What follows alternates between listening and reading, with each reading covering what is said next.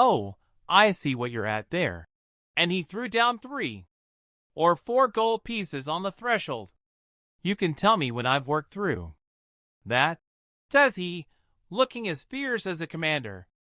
And indeed, bad as his clothes were and coarsely as he spoke, he had none of the German appearance of a man who sailed before the mast, but seemed like a mate or skipper, accustomed to be obeyed or to strike.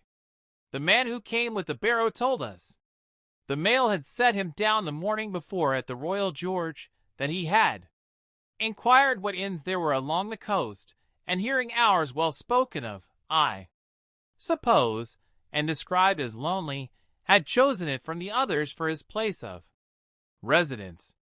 And that was all we could learn of our guest.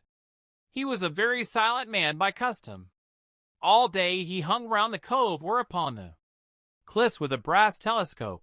All evening he sat in a corner of the parlor next the fire and drank rum and water very strong.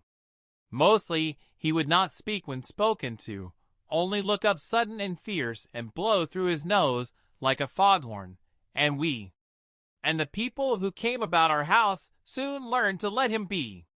Every day, when he came back from his stroll, he would ask if any seafaring men had gone by along the road. At first, we thought it was the want of company of his own kind that made him ask this question, but at last we began to see he was desirous to avoid them. When a seaman did put up at the Admiral Benbow, as now and then some did, making by the coast road for Bristol, he would look in at him through the curtained door before he entered the parlor, and he was always sure to be as silent as a mouse when any such was present. For me, at least, there was no secret about the matter, for I was, in a way, a sharer in his alarms.